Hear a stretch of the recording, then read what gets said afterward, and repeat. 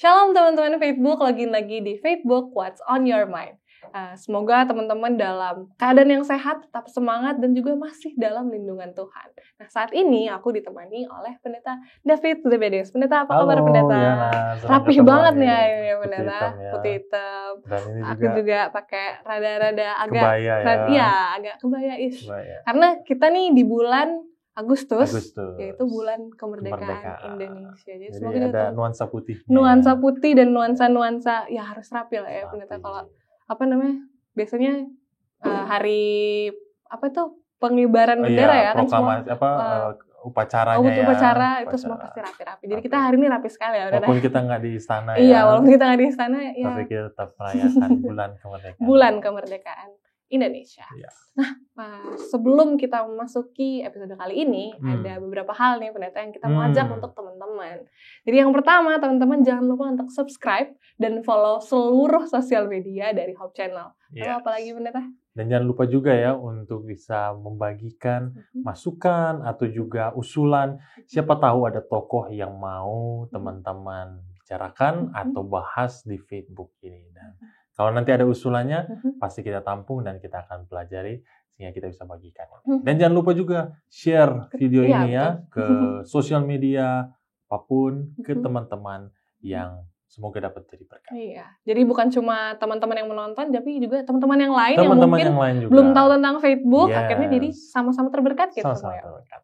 Nah, Pendeta, sebelum kita memasuki tokoh Alkitab yang akan kita bahas di episode kali ini, kita dalam semangat kemerdekaan Indonesia, 17-an nih, kan ada pahlawan-pahlawan yang berjuang di belakangnya. Dan tokoh Alkitab yang kita akan bahas juga episode kali ini juga bisa dibilang salah satu pahlawan ya. Benar.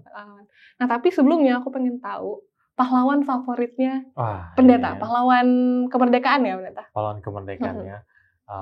Saya suka banget dengan karakter Soekarno. Oh, kenapa Pendeta? Ya, karena selain dia ada di uang 100.000 ya. Iya lagi ya kan? betul. Karena di mata uang 100.000 ada kalau ketemu Soekarno itu senang ya Pendeta. Senang ya kan. Dan juga ada patung-patungnya di Jakarta dan berbagai tempat lainnya. Tapi presiden pertama kita ini adalah sosok yang sangat luar biasa.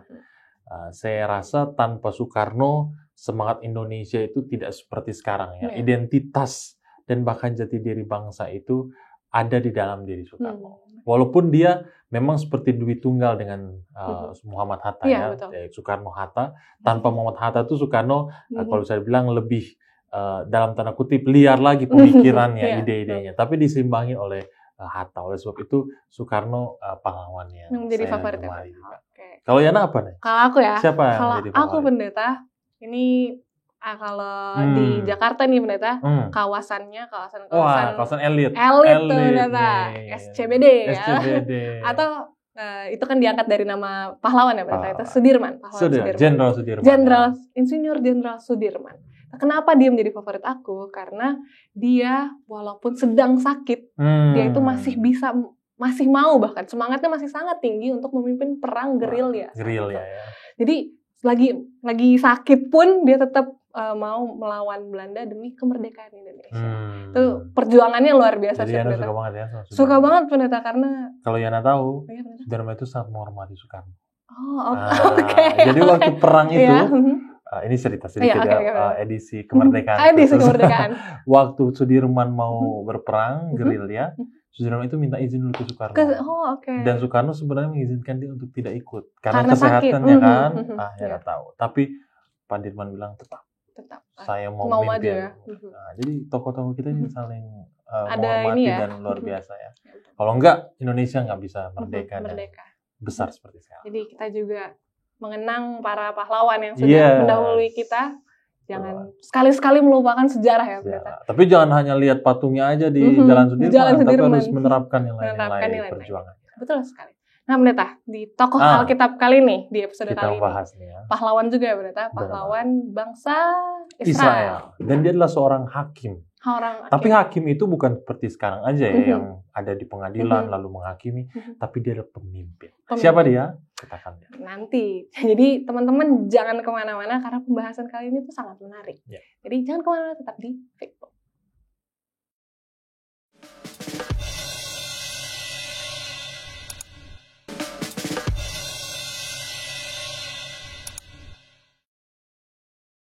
Balik lagi di Facebook What's on Your Mind. Ini pendeta tadi di segmen yang sebelumnya kita udah membahas pahlawan favorit aku, pahlawan favoritnya pendeta, dan sekarang kita akan membahas pahlawan versi Alkitab. Yes, dan dia adalah seorang pahlawan di zaman bangsa Israel. Zaman bangsa Israel. Dia ceritanya terdapat di kitab Hakim-Hakim. Dan dia memang juga adalah seorang hakim. Tapi hakim di pengertian kita zaman ini berbeda dengan zaman dulu. Karena zaman dulu salah satu tugas dari hakim juga memang menjadi seorang hakim. Tapi tidak hanya itu, mereka juga pemimpin. Jadi pemimpin perang juga. Oh, jadi dua job desk-nya ada double ya? Banyak. Ada pemimpin perang, pemimpin politik atau bangsa juga, dan sebagai, kalau bisa dibilang, utusannya Tuhan. Jadi wakilnya Tuhan untuk bangsa Israel pada waktu itu. Karena setelah cerita di sebelumnya, zaman Yosua, ya kan, ketika Musa dan Yosua kemudian telah meninggal dan tidak lagi menjadi pemimpin bangsa Israel, ada transisi sebelum kemudian nanti ke para nabi, raja, dan seterusnya. Di sini kita Hakim-Hakim kemudian kita pelajari. Dan siapa orangnya? Orangnya seharusnya sih tahu ya, pendeta, karena di kitab Hakim-Hakim. Jadi yang akan kita bahas pada episode kali ini adalah Gideon. Dan Gideon hadir setelah Deborah. Hakim atau perempuan yang juga memimpin bangsa Israel pada waktu itu, tapi kemudian ada proses yang terjadi begitu drastis, walaupun itu mengambil waktu sekitar 40 tahun. Nah, coba kita buka Alkitab kita dari Hakim-Hakim pasal 6. Tapi ada kalimat terakhir sebelum kita masuk ke pasal 6, apa yang dikatakan di ayat terakhir nih? Ya, di Hakim-Hakim 5 ya, Bapak. Lalu amanlah negeri itu 40 tahun lamanya. Lalu kita masuk ke ayat satunya ya. Ayat 6, Gideon diangkat menjadi hakim. Tetapi orang Israel melakukan apa yang jahat di mata Tuhan, sebab itu Tuhan menyerahkan mereka ke dalam tangan orang Midian 7 tahun lamanya. Dan selama itu orang Midian berkuasa atas orang Israel. Karena takutnya kepada orang Midian itu, maka orang Israel membuat tempat-tempat perlindungan di pegunungan, yakni gua-gua dan kubu-kubu. Setiap kali orang Israel selesai menabur, datanglah orang Midian, orang Amalek, dan orang-orang dari sebelah timur, lalu maju mendatangi mereka. Sampai ayat 4 boleh? Sampai ayat 4. Berkemahlah orang-orang itu di daerah mereka, dan memusnahkan hasil tanah itu sampai ke dekat Gaza, dan tidak meninggalkan bahan makanan apapun di Israel, juga domba, atau lembu, atau keledai pun tidak. Jadi cerita ini menggambarkan ya situasi sekarang juga sebenarnya di lokasi yang nggak jauh beda, itu Gaza ya. Banyak sekali pertempuran, banyak sekali kejahatan yang terjadi, bahkan di sana peperangan belum berhenti. Di cerita ini, invasi yang dilakukan, kalau bisa dikatakan bahasa sekarang invasi ya, orang Midian dan juga orang Amalek dan orang-orang dari sebelah timur. Jadi bisa dikatakan mayoritas musuh dari Israel itu menyerang Israel pada waktu itu.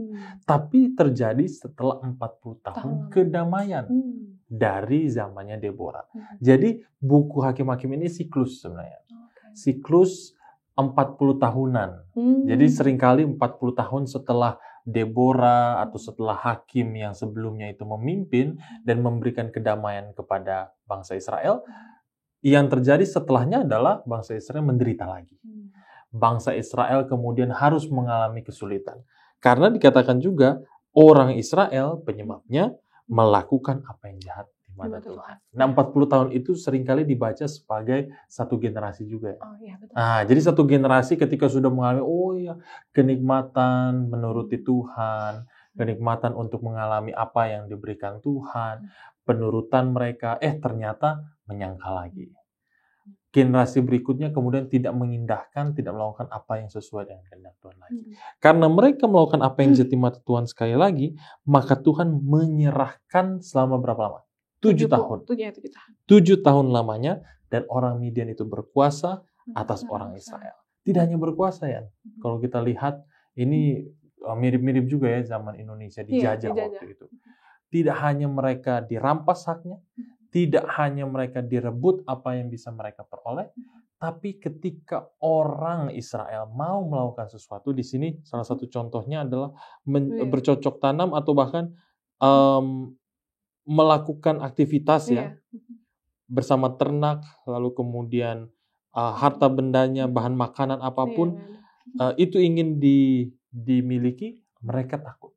Jadi mau berangkat kerja misalnya bangsa Israel itu takut. Kerja di ladang, kerja di ternak begitu kan, itu takut. Mau keluar rumah saja sudah takut. Jadi situasi, kondisi yang sangat parah, yang sangat mencekam pada waktu itu dialami oleh bangsa Israel. Dan ini sangat di luar keinginan dari orang Israel, karena waktu itu mereka mengalami kedamaian sebelum hal-hal ini terjadi. Dan apa yang terjadi kemudian, kalau kita coba lanjut baca ayatnya yang ke-6. Ayatnya yang ke-6. Coba kita langsung ke ayatnya yang ke-6 ya. Oke, Hakim-Hakim 6 ayatnya yang ke-6. Sehingga orang Israel menjadi sangat melarat oleh perbuatan orang Midian itu. Lalu berserulah orang Israel kepada Tuhan. Jadi sangat melarat bahasanya, bukan hanya miskin. Iya. Kalau para ahli katakan melarat itu di bawahnya garis kemiskinan bahkan. Sudah sangat-sangat parah kondisinya, tidak mampu lagi untuk produktif. Karena sebuah bangsa yang produktif itu kan menghasilkan sesuatu ya, untuk dirinya sendiri, berdikari kalau kata bahasa sekarang. Berdaulat, memiliki kemampuan sendiri untuk bertahan. Nah, bangsa Israel ini sudah tidak memiliki kemampuan itu, bahkan mereka melarat. Mereka akhirnya yang bisa dilakukan, memohon, berseru kepada Tuhan. Akhirnya adalah seorang nabi. Nah, seorang nabi yang diminta pertolongan untuk mengatakan apa yang sebenarnya menjadi jawaban Tuhan. Lalu apa yang Tuhan katakan? Tuhan menjawab doa mereka, akan dilepas, Tuhan akan melepaskan bangsa Israel dari tekanan atau bahkan serangan dari orang-orang ini. Dan Nabi itu mengatakan bahwa harus ada seorang yang menjadi utusan.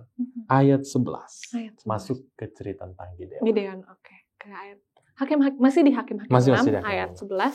Kemudian datanglah malaikat Tuhan dan duduk di bawah pohon terbantin di Ofra, kepunyaan Yoas, orang Abiezer itu. Sedang Gideon, anaknya, mengirik gandum dalam tempat pemerasan anggur agar tersembunyi bagi orang Midian. Nah, jadi ketika nabinya ini berbeda lagi orangnya ya.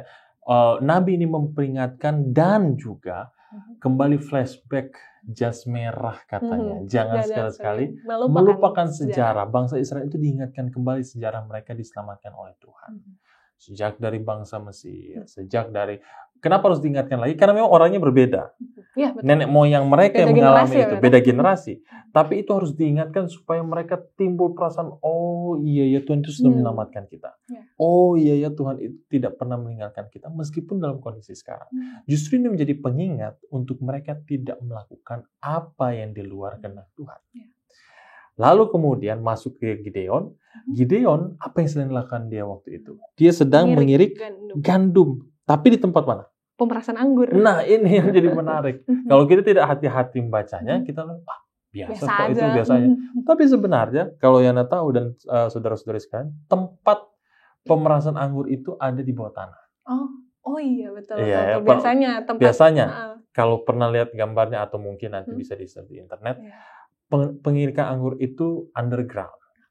Tong-tong besar kan ya biasanya. Tong-tong dan juga seperti bak begitu ya. Itu kemudian diinjak, ada yang digiling biasanya untuk diperas anggurnya, nanti anggurnya mengalir dan itu yang diperoleh untuk jadi bahan minuman. Tapi tugasnya Gideon pada waktu itu bukan untuk memeras anggur. Untuk memeras anggur, dia mengirik gandum. Biasanya mengirik gandum itu di tanah, di atas permukaan tanah. Tapi dia lakukan itu di bawah tanah. Itu saking takutnya Gideon. Saking dia merasa terancam, dia tidak tahu apa yang harus dia buat. Dia sembunyi-sembunyi. Karena dia sembunyi-sembunyi, dia tahu bahwa apa yang dilakukan ini hanya untuk bertahan hidup saja. For the survival aja. Jadi supaya dia bertahan hidup, ya dia melakukan apa yang dia bisa aja. Dia mengirik gandum, dia kemudian melakukan apa yang biasa dilakukan, tapi tidak di tempat yang normal. Di tempat yang sangat terlihat bahwa dia sangat takut. Tapi di sana ada malaikat Tuhan katanya. Malaikat Tuhan ini duduk di bawah pohon terbantin. Kepunyaan Yoas, orang Abiezer. Gideon juga orang Abiezer. Jadi Gideon ini sedang berada di wilayah nyamannya. Di wilayah zona nyamannya, tapi di sekitar dia itu juga tidak kondusif karena peperangan masih terjadi kan. Tapi ini wilayah teritori dari keluarganya, keluarga Abiezer. Akamsi, benar. Anak kampung sini. Anak kampung sini. Jadi dia lagi tempatnya sendiri nih, Akamsi banget. Dia nggak berani untuk keluar, dia nggak berani juga untuk pergi ke tempat lain karena situasinya tidak mendukung. Karena dia lagi Akamsi, apa yang Tuhan katakan? Ayat 12 ya. Ayat 12, malaikat Tuhan menampakkan diri kepadanya dan berfirman kepadanya, demikian, Tuhan menyertai engkau, ya pahlawan yang gagah berani. Ayat 13. Ayat 13, jawab Gideon kepadanya, Tuanku, jika Tuhan menyertai kami, mengapa semuanya ini menimpa kami? Di manakah segala perbuatan-perbuatannya yang ajaib dan yang diceritakan oleh nenek moyang kami kepada kami ketika mereka berkata, bukankah Tuhan telah menuntun kita keluar dari Mesir?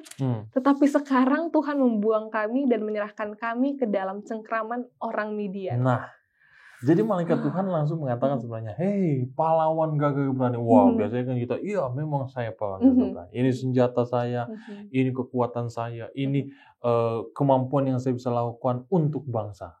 Wah, itu kita sombong dan bisa merasa sangat hebat gitu. Tapi Gideon tidak. Dia tahu juga arti nama Gideon itu sebenarnya pemotong, hewer begitu, atau destroyer juga. Ada yang menginterpretasi seperti itu. Jadi nama dari Gideon itu berarti sesuatu yang inferior sebenarnya, bukan yang hebat, gagah berani. Karena dipanggil di sini, hai kamu pahlawan yang gagah berani. Kata lainnya juga ada yang sering sebutkan sebagai valor, valiant, sangat berani, gitu, gagah berani. Tapi kalimat pembuka dari malaikat Tuhan itu ditanggapi dengan biasa saja oleh Gideon. Karena dia pun tidak merasa hebat begitu. Dia tahu bahwa siapa yang berkata ini adalah seorang yang tinggi derajatnya. Dia katakan Tuanku. Tuanku. Tapi dia pertanyaan dia, kalau Tuhan itu benar-benar, karena sudah diingatkan lagi oleh Nabi kan, Tuhan itu melakukan seperti ini, Tuhan ini. Pertanyaan Gideon, dan saya yakin ini juga pertanyaan banyak orang Israel pada waktu itu, kalau Tuhan itu menyertai kami, kok tega sih Tuhan melakukan ini? Kok tega Tuhan menimpa kita atau menimpa bangsa Israel itu dengan kesulitan? Gimana caranya supaya Tuhan membuang kami dan menyerahkan kami ke dalam cengkraman orang Midian? Kenapa Tuhan meninggalkan kami? Itu kalimat dan pertanyaan dari Gideon. Lalu kata Tuhan, ayat 14. Lalu berpalinglah Tuhan kepadanya dan berfirman. Disebutkan sebenarnya malaikat Tuhan ya, tapi ini Tuhan sendiri sebenarnya. Pergilah dengan kekuatanmu dan selamatkanlah orang Israel dari cengkraman orang Midian. Bukankah aku mengutus engkau? Tapi dibantah lagi oleh Gideon. Tuanku, ketahuilah kaumku ini yang paling kecil, suku Manasye. Memang betul, dia seorang yang inferior, seorang yang bukan siapa-siapa. Gideon merasa kalau dia bukan pahlawan. Dia adalah orang yang, ya kalau bisa dikatakan minoritas, tidak penting, tidak dianggap, kecil, dan lain sebagainya. Bukankah aku yang paling muda? Aku pun seorang yang paling muda di antara kaum keluargaku. Ayat 16 ya, boleh baca. Ayat 16, berfirmanlah Tuhan kepadanya, tetapi akulah yang menyertai engkau, sebab itu engkau akan memukul kalah orang Midian itu sampai habis. Nah, jadi ini janji Tuhan kepada Gideon. Bukan engkau yang berperang, tapi aku melalui engkau. Aku menyertai engkau. Aku akan bersama-sama dengan engkau, dan engkau tidak pernah kutinggalkan. Ini yang Tuhan ingin katakan kepada orang Israel melalui Gideon. Tuhan tahu bahwa bangsa Israel ini bangsa yang kecil. Bahkan dibandingkan dengan Midian, Amalek, dan orang-orang timur lainnya, bangsa yang kecil. Tapi karena Tuhan memiliki rencana untuk bangsa Israel, Tuhan akan gunakan bangsa Israel demi nama Tuhan. Dan mereka akan melihat justru siapa Tuhan itu melalui bangsa Israel. Tapi syaratnya, orang Israel harus kembali kepada Tuhan. Tidak boleh lagi melakukan apa yang jahat di mata Tuhan. Dan ini ditekankan oleh Gideon. Gideon bilang, ya benar Tuhan menyelamatkan kita. Ya benar Tuhan yang menuntun kita, menyertai kita. Tapi kok Tuhan mengatakan atau melakukan hal seperti ini? Gideon lupa bahwa bangsa Israel sebenarnya yang jahat di mata Tuhan. Dan ini dikatakan oleh Tuhan supaya Gideon juga tahu tentang hal itu. Ini impact-nya juga sebenarnya ya pendeta, hal yang lain adalah kadang harus ada kadang tuh manusia harus ada kesusahan dulu baru sadar bahwa padahal yang buat kita sendiri gitu. Kita sendiri. Lupa kalau ternyata kita yang mengkhianati Tuhan lah ceritanya, baru setelah itu masih ngeluh lagi. Iya, itu dia. Astaga, tapi kita nggak akan fokus ke situ ya ternyata. Kita akan belajar hal yang lain dari Gideon, tapi kita harus berhenti dulu, jadi jangan kemana-mana, tetap di Facebook.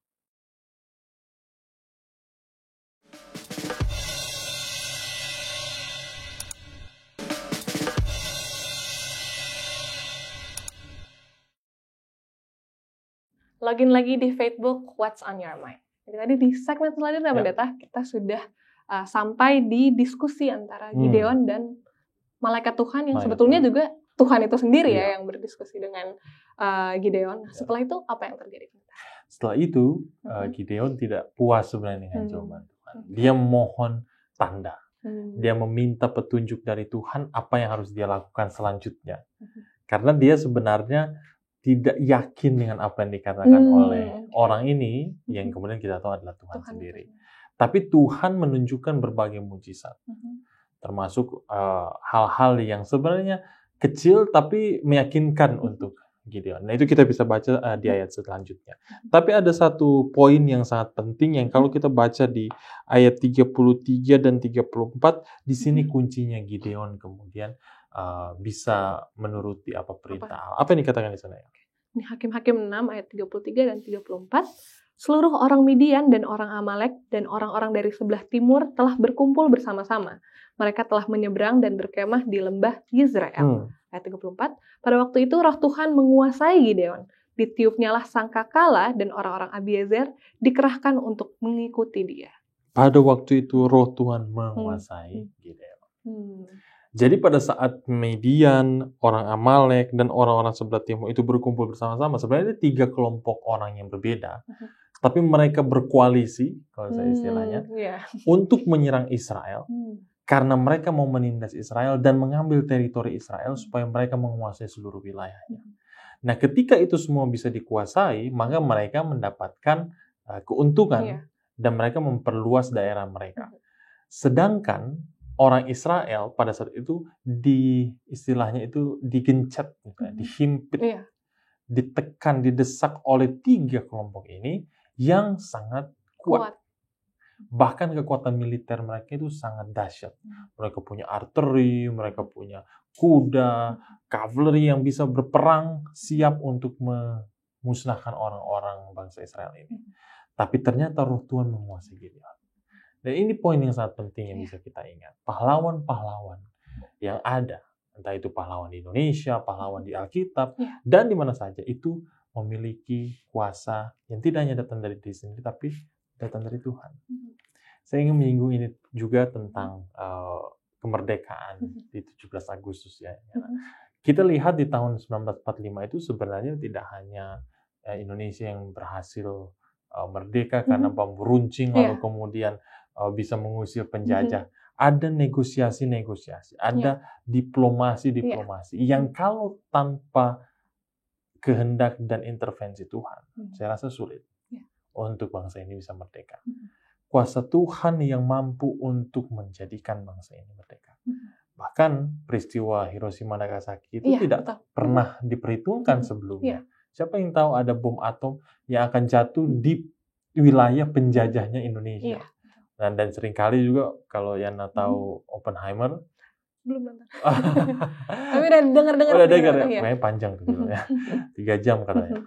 Dia yang menciptakan bom atom. Dan tempat eksperimennya itu ada di Hiroshima Nagasaki. Kalau tidak terjadi itu, bangsa Indonesia mungkin tidak merdeka pada tahun 1945. Dan kuasa Tuhan inilah juga yang kemudian bisa kita lihat di bangsa Israel. Siapa sih Gideon itu? Bukan siapa-siapa. Tapi melalui roh Tuhan, Gideon dimampukan. Dan apa yang terjadi selanjutnya? Ayatnya yang pertama dari pasal 7 kita coba lihat apa yang diperbuat Tuhan kemudian untuk bangsa Israel dan Gideon pada saat itu. Hakim-Hakim pada pasal 7 dengan judul perikop Gideon mengusir musuh. Adapun Yerubbaal, itulah Gideon, bangun pagi-pagi dengan segala rakyat yang bersama-sama dengan dia, lalu mereka berkemah dekat mata air Harod. Perkemahan orang Midian itu ada di sebelah utaranya, dekat Bukit More di lembah. Lalu berfirmanlah Tuhan kepada Gideon, terlalu banyak rakyat yang bersama-sama dengan engkau itu. Daripada yang kuhendaki untuk menyerahkan orang Midian ke dalam tangan mereka. Jangan-jangan orang Israel memegah-megahkan diri terhadap aku sambil berkata, tanganku sendirilah yang menyelamatkan aku. Maka sekarang, kata Tuhan, serukanlah kepada rakyat itu, demikian siapa yang takut dan gentar, biarlah ia pulang. Enyah dari pegunungan Gilead. Lalu pulanglah 22.000 orang dari rakyat itu, dan tinggallah 10.000. Padahal ada berapa orang-orang Midian itu? Wah, nggak bisa terhitung bahkan jumlahnya. Seperti belalang katanya. Dan bahkan seperti unta seperti pasir di pantai yang tak terhitung jumlahnya. Itu kita bisa baca di ayat 12. Adapun orang Midian dan orang Amalek dan semua orang dari sebelah timur itu bergelimpangan di lembah itu. Seperti belalang banyaknya, unta mereka tidak terhitung, seperti pasir di tepi laut. Jadi nggak terhitung nih ya. Jadi yang tidak terhitung ini hanya melawan 10.000 awalnya. Tapi ternyata ada berapa totalnya sampai akhir kemudian menjadi 300. Yang boleh baca ayat 7 dan 8. Ayat 7, Hakim-Hakim 7 ayat 7 dan 8. Lalu berfirmanlah Tuhan kepada Gideon, dengan ke-300 orang yang menghirup itu akan kuselamatkan kamu. Aku akan menyerahkan orang Midian ke dalam tanganmu, tetapi yang lain dari rakyat itu semuanya boleh pergi, masing-masing ke tempat kediamannya. Ayat 8, dari rakyat itu mereka mengambil bekal dan sangkakala, demikianlah seluruh orang Israel disuruhnya pergi, masing-masing ke kemahnya, tetapi ke-300 orang itu ditahannya. Adapun perkemahan orang Midian ada di bawahnya di lembah. 300 orang melawan yang tidak terhingga. Ini apa ini maksudnya Tuhan ya? Dan kita tahu ceritanya dari Gideon kan sebenarnya pada saat di tes akhir minum dengan cara berlutut, ya kan? Langsung. Atau langsung, seperti anjing yang menjilat katanya. Hanya itu tesnya. Seleksinya aneh ya kelihatannya, maksud Tuhan. Seleksi Polri, TNI. TNI ya, bahkan lebih dari itu juga. Tapi apa yang Tuhan maksudkan? Ternyata memang sejak awal Tuhan tidak mau bangsa Israel memegahkan diri. Jadi harus di-cut itu 22.000, sisa 10.000. Setelah sisa 10.000, di-cut lagi sampai kemudian 300. Ternyata Tuhan tidak berbicara tentang jumlah. Dan ini yang menjadi pengharapan bagi kita. Kalau kita berbicara tentang jumlah, kita sudah kalah dari awal. Kita minoritas. Kita bukan siapa-siapa. Tapi Tuhan tidak bergerak dari kuantitas. Tuhan memiliki tujuan dan maksud kita dari kualitas kita. Dari sesuatu yang tidak terhitung, tetapi kemudian meskipun sedikit, Tuhan yang akan menggunakan itu. Dan Gideon dikatakan oleh Tuhan, dengan ke-300 orang yang menghirup itu akan kuselamatkan kamu. Dari perbandingan inilah, 300 dengan tak terhingga, kita bisa lihat bahwa kuasa Tuhan itu justru jauh lebih tak terhingga dibandingkan orang-orang yang banyak itu. Dan Gideon kemudian, yang bisa kita juga lihat di sini ya, Tuhan mengutus Gideon ke tengah-tengah perkemahan orang Midian. Jadi gak tanggung-tanggung. Kalau bangsa Israel waktu merubuhkan tembok Yeriko kan mengelilingi aja, mengitari nih. Tapi kalau Gideon disuruh ke tengah-tengah. Pada saat bangsa Midian itu tidur. Pada saat bangsa Amalek itu tidur dan tidak tahu apa yang terjadi. Dia pergi ke tengah-tengah dan dengan ke-300 orang itu mereka bisa dikalahkan. Apa yang terjadi kemudian? Ayatnya yang ke-8 sampai 9 dulu aja ya.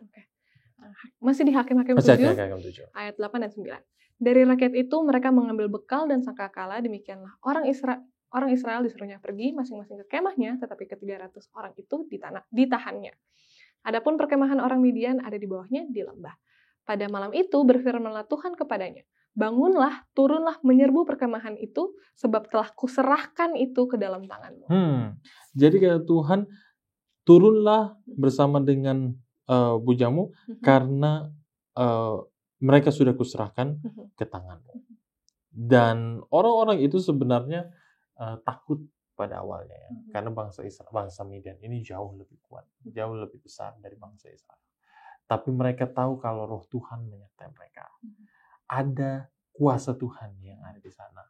Dan bahkan cara mereka mengalahkan bangsa Midian ini bukan dengan kekuatan militer dan kekuatan yang dimiliki oleh bangsa itu sendiri, tapi dengan hal yang tidak terlihat.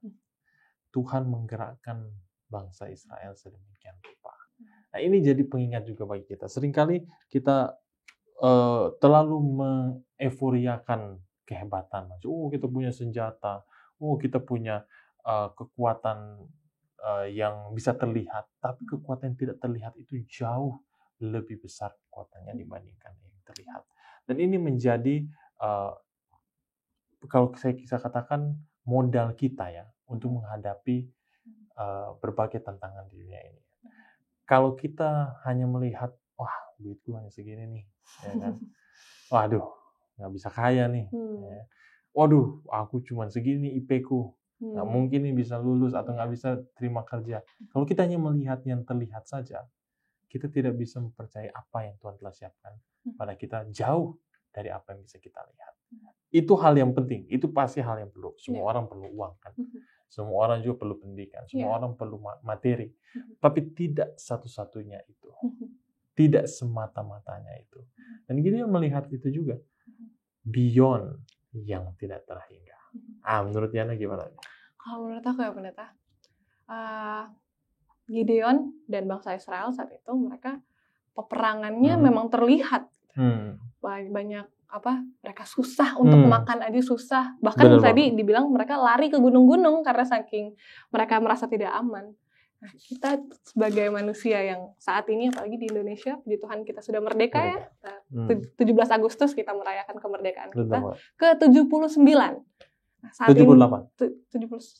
Ini 78. Mohon maaf, 78. Oke. Ke-78. Ya, kita sudah tidak lagi dijajah. Kita sudah tidak lagi harus sembunyi-sembunyi melakukan sesuatu. Tapi di dalam kehidupan kita banyak peperangan-peperangan yang sebetulnya mungkin di dalam kehidupan kita lewat pergumulan, lewat masalah-masalah hidup yang masih kita harus perangi setiap harinya sampai nanti kita diizinkan Tuhan untuk beristirahat. Nah, yang suka kita lupa itu seperti bangsa Israel mungkin sampai karena generasi sebelumnya sudah merasakan damai, terus akhirnya lupa nih dengan kebaikan-kebaikan Tuhan. Mungkin kita nggak usah ngomongin masalah generasi lah. Sampai saat ini kebaikan Tuhan itu kan pasti banyak sekali dalam kehidupan kita di sebelum-sebelumnya, di masa-masa kehidupan kita sebelumnya. Kadang yang menjadikan kita masuk dalam peperangan melalui peperangan dengan diri kita sendiri itu karena perbuatan kita justru. Dan kita juga melupakan bahwa kuasa Tuhan yang sangat besar dalam kehidupan kita. Jadi mau mengingatkan juga kepada teman-teman di rumah atau dimanapun berada, yang mungkin saat ini kita semua masih dalam peperangan melawan diri kita sendiri dan melawan permasalahan-permasalahan kehidupan, jangan pernah lupakan kuasa Tuhan dan kebaikan Tuhan. Karena jika kita terus-menerus mengingat akan kuasa Tuhan, kebaikan Tuhan dalam kehidupan kita, akan secara otomatis kita pun menghidupkan apa yang Tuhan inginkan untuk kita. Jadi mungkin itu ya. Dan ini juga yang tadi benar-benar yang Yana bilang, cara Tuhan itu adalah cara yang di luar perkiraan kita atau mungkin juga di luar bayangan kita. Karena gimana caranya Gideon kemudian mengalahkan bangsa Midian ini ya? Ayatnya yang ke-19 kita boleh baca juga sih ya. Hakim-Hakim 7 ayatnya yang ke-19 sampai ayatnya yang ke-20. Ternyata dengan memecahkan buyung dan meniup sangkakala. Ayat 19 dan 20. Hakim-Hakim 7 ayat 19 dan 20. Lalu Gideon dan ke-100 orang yang bersama-sama dengan dia sampai ke ujung perkemahan itu pada waktu permulaan giliran jaga tengah malam, ketika penjaga-penjaga baru saja ditempatkan. Lalu mereka meniup sangkakala sambil memecahkan buyung yang di tangan mereka. Demikianlah ketiga pasukan itu bersama-sama meniup sangkakala dan memecahkan buyung dengan memegang obor di tangan kirinya dan sangkakala di tangan kanannya untuk ditiup serta berseru, pedang demi Tuhan dan demi Gideon. Jadi pedang demi Tuhan dan demi Gideon inilah yang menjadi semangat dan tekad mereka untuk mengalahkan bangsa Midian. Tapi sebelumnya sudah ada mimpi. Sudah ada mimpi yang dimimpikan oleh orang Midian yang melihat, wah ini kami akan kalah nih. Jadi sudah jatuh mental mereka. Udah kena mental. Udah kena mental. Dan ketika mereka tahu mereka akan kalah, orang-orang Israel dan Gideon memanfaatkan kelengahan mereka. Jadi kita tidak bisa membatasi Tuhan. Justru Tuhan itu yang memiliki kuasa jauh lebih besar dari yang kita tidak bayangkan sebelumnya. Dan Gideon menjadi pejuang, menjadi pahlawan sampai titik darah penghabisannya itu untuk membela bangsanya, walaupun dia pada kesempatan yang awal malaikat Tuhan datang padanya, dia merasa inferior. Dia merasa putus asa. Dia melihat bahwa, oh nggak mungkin nih kita bisa menang dengan bangsa Midian. Nggak mungkin nih kita bisa melakukan apa yang Tuhan kehendaki. Sulit, kita nggak punya apa-apa. Tapi Tuhan menunjukkan satu demi satu mujizatnya. Tuhan memberikan jalan kepada dia. Pada saat dia tidak tahu harus berbuat apa. Dan ini yang menjadi juga pengingat bagi kita sekali lagi. Bahwa kita mungkin bukan siapa-siapa. Kita mungkin tidak memiliki apa-apa. Tapi Tuhan bekerja dan bersama dengan kita. Meskipun kita tidak memiliki apa-apa itu. Tuhan tetap memberikan kepada kita jaminan keselamatannya, berkatnya, yang justru semakin menyanggupkan kita untuk hidup sesuai dengan kehendaknya. Aku ada satu hal yang pengen, yang menurutku juga sangat penting. Ini tadi yang di ayat 20 tadi, itu memegang obor di tangan kiri dan sangkakala di tangan kanan untuk ditiup. Ini poin penting bahwa berserah bukan pasrah.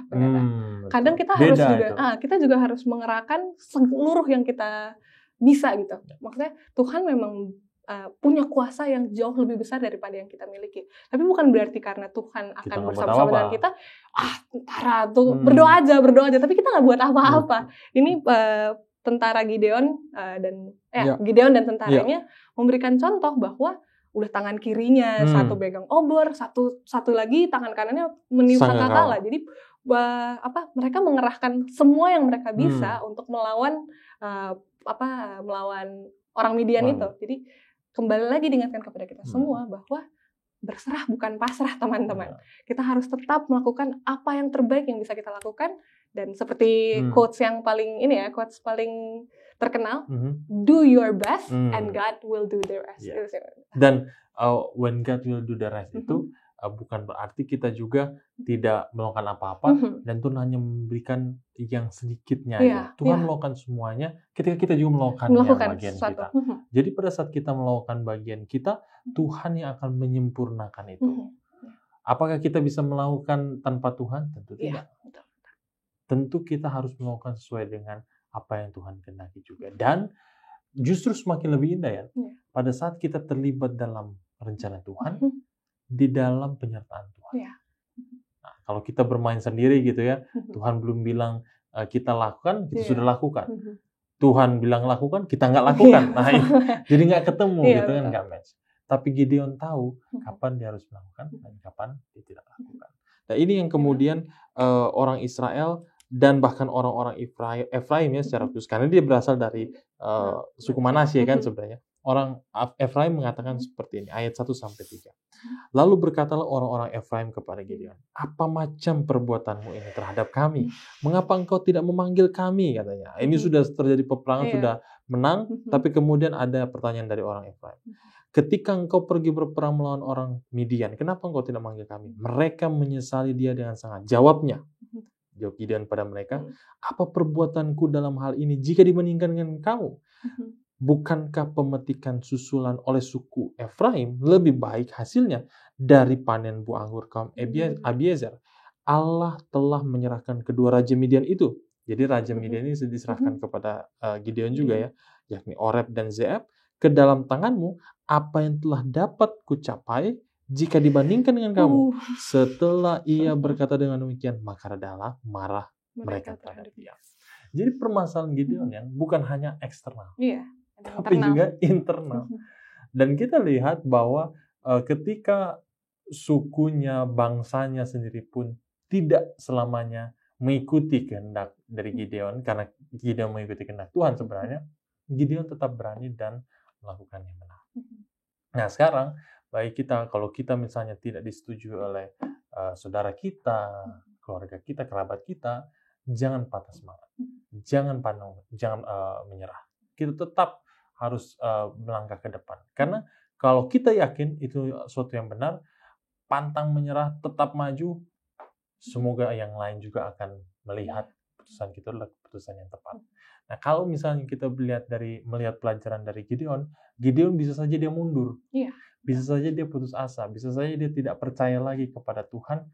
Keluargaku aja nggak percaya, apalagi yang lain. Tapi dia tetap melangkah maju.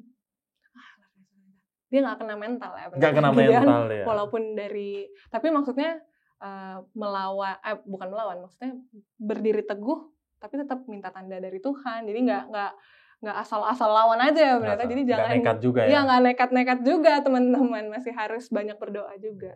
Tapi pendeta, ini kisah dari Gideon ini seru banget sih, seru sekali, dan banyak sekali ternyata hal-hal yang bisa kita praktekkan dalam kehidupan kita. Kita harus rehat sejenak dan kita akan masuk ke kesimpulan. Jadi jangan kemana-mana, tetap di Faith.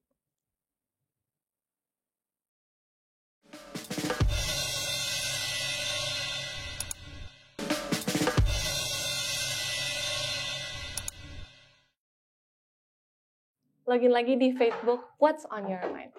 Kita sudah di segmen terakhir, sudah di kesimpulan. Ya. Dan kalau belum subscribe, seharusnya subscribe gak sih? Ya, jangan lupa ya. Iya, kan udah di kesimpulan nih. Jadi kalau belum di subscribe, coba dipencet dulu dari merah biar jadi abu-abu deh. Sudah di subscribe dan bisa dibagikan. Dan bagikan ke teman-teman yang lain.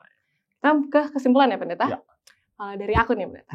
Gimana? Kisah mengenai Gideon ini, aku mau angkat lagi bahwa kan ini tentang peperangan, dan kita juga masih semangat 17-an, masih kemerdekaan. Kita sudah tidak berperang melawan apa-apa lagi saat ini. Sudah nggak berperang melawan penjajah, tidak berperang melawan orang Midian. Betul. Kita berperang melewati problema-problema kehidupan, pergumulan-pergumulan yang kita hadapi setiap harinya dalam kehidupan kita masing-masing. Dan dari kisah Gideon ini, kita diingatkan kembali bahwa kuasa Tuhan itu jauh lebih besar dari apa yang kita pikirkan.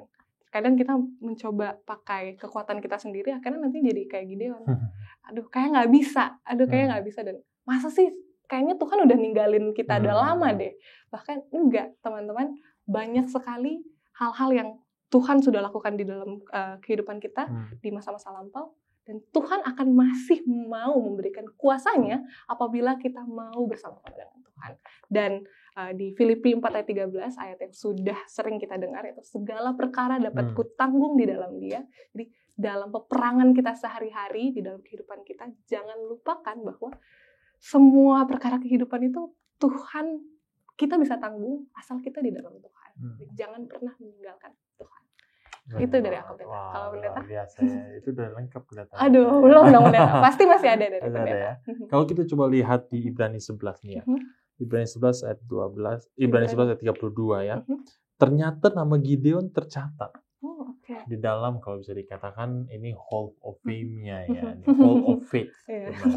Hall of Faith-nya Ibrani 11. Karena di situ ada nama-nama kan. Abraham disebut, Daud disebut, Musa disebut, dan lain sebagainya. Dan ternyata termasuk kepada Gideon yang walaupun tidak dijelaskan ceritanya tentang apa, tapi kalau kita baca 33 dan 34, apa yang dikatakan di sana? Ibrani 11 ayat 33 dan 34, yang karena iman telah menaklukkan kerajaan-kerajaan, mengamalkan kebenaran, memperoleh apa yang dijanjikan, menutup mulut singa-singa, memadamkan api yang dahsyat. Mereka telah luput dari mata pedang, telah beroleh kekuatan dalam kelemahan, telah menjadi kuat dalam peperangan, dan telah memukul mundur pasukan-pasukan tentara asing. Nah, jadi mereka ini sudah ada catatan-catatan sejarahnya. Selain dari Simpson dikatakan sini kan Yefta, Daud. Ada juga Barak. Gideon ini adalah salah satu hakim yang sangat-sangat diapresiasi, bahkan perannya sangat penting untuk iman perjalanan bangsa Israel. Dan dari peran Gideon juga, maka kita bisa melihat bahwa dia yang dulunya bukan siapa-siapa, ternyata Tuhan angkat, dan dia percaya dengan janji Tuhan. Tuhan juga yang kemudian menjadikannya sebagai pemimpin bagi bangsanya. Nah, pelajaran juga untuk kita, saudara-saudariku, kita mungkin bukan siapa-siapa, tapi kembali lagi, Tuhan memiliki maksud dan tujuan untuk kita dapat berkarya dalam Tuhan. Segala perkara dapat kutanggung dalam Dia yang telah memberikan kekuatan padaku. Nah, ketika Tuhan memberikan kekuatan pada kita, kita juga bisa memberikan kekuatan kita kepada Tuhan. Ketika Tuhan memberikan kekuatannya kepada kita, maka kita yang lemah ini menjadi kuat. Yang tidak mampu ini menjadi mampu. Dan kunci keberhasilan Gideon juga adalah kebersediaannya, willingness. Dia sedia untuk dipakai oleh Tuhan dan menaati kehendak Tuhan. Nah, dengan situ dia kemudian diperoleh menjadi pahlawan dari Tuhan. Berbeda dengan Simpson sebenarnya. Simpson ceritanya dia bisa menjadi pahlawan di akhir ketika dia berhasil merubuhkan tiang dan kemudian runtuhlah bangunan itu menimpa bangsa-bangsa kafir, ya, orang-orang yang pada satu bangsa Filistin. Tapi untuk Gideon, sejak dari semula dia tidak kuat sama sekali. Dia hanyalah seorang pengiri gandum waktu itu. Tapi dari situ Tuhan angkat dia. Jadi Simpson dari hero to zero, di ujungnya Tuhan angkat. Tapi kalau Gideon, from zero to hero. Dia menjadi pahlawan meskipun di dalam keluarganya, di dalam suku Efraim dan Manasye itu ada pertentangan, dia tetap dipercaya oleh Tuhan. Dan semoga bagi kita tetap dipercaya juga oleh Tuhan. Luar biasa, Pendeta boleh berdoa untuk pelajaran kita. Bapa di surga, terima kasih atas kasih-Mu yang begitu besar. Kami dapat belajar kembali melalui Gideon. Dan kami diyakini untuk memiliki perjuangan. Tidak hanya untuk peperangan fisik, tapi peperangan iman, spiritual kami dalam menghadapi berbagai tantangan dan juga ujian dalam hidup ini. Mampukan kami dan saudara-saudari yang telah menyaksikan tayangan ini, kiranya selalu dikuatkan oleh Tuhan dan menjadi pelopor, bahkan juga pemegang teguh janji firman Tuhan dimanapun saja berada. Kami serahkan hidup kami ke dalam tangan-Mu. Saya mohon ampun atas dosa dan pelanggaran kami, karena kami berdoa dalam nama Yesus, Tuhan dan Juru Selamat kami. Amin. Amin. Terima kasih banyak Pendeta untuk pelajaran yang luar biasa. Kita bersyukur banget sih untuk pelajaran kali ini. Banyak sekali yang bisa kita pelajari. Dan teman-teman, kembali lagi kami mengingatkan supaya teman-teman share video ini ke teman-teman yang lain, supaya teman-teman yang lain boleh terberkati, dan subscribe dan follow semua sosial media dari Hope Channel. Itu aja Pendeta episode kali ini. Sampai situ ya. Sampai sini, kita ketemu lagi di episode selanjutnya. Shalom.